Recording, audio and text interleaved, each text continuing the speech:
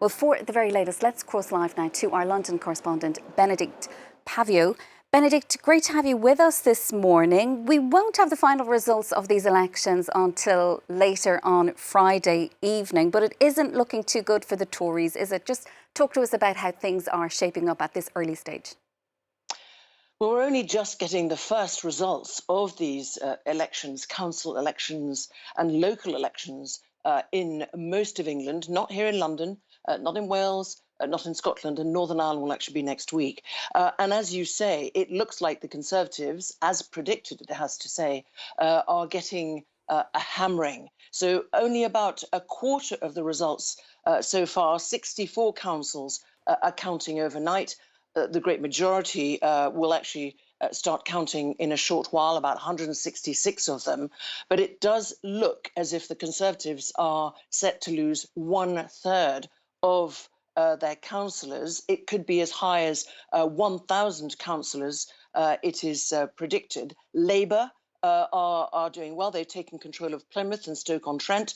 Those were among their top target councils. The Conservatives have lost councils like Tamworth, Brentwood, Hertsmere and Leicestershire. And it's the Conservatives aren't just losing to Labour, they're also losing to the Liberal Democrats. Sir Ed Davey, who's just been on the British media airwaves, said that he had the grin of a Cheshire cat and that just as he had entered the studio, Windsor and also Maidenhead had gone, actually, the control of those councils had gone to the Liberal Democrats. And Bénédicte, what does this mean then for the Conservatives? They will, of course, be looking ahead to the general election.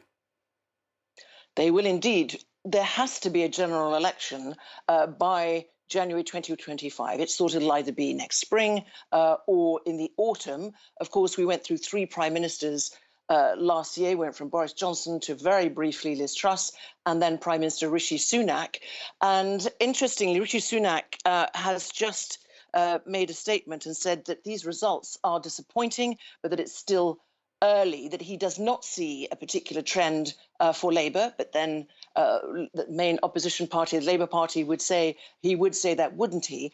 Overall, what we see consistently over the last many months is, if there were a general election tomorrow, the trend is that the Labour Party is 12 to 14 or even sometimes 16 points ahead of the Conservatives. The Conservatives, of course, 13 years into government, and that means that there's a record there, and people with 10% inflation, cost of living crisis, are clearly giving a hammering to the Conservatives.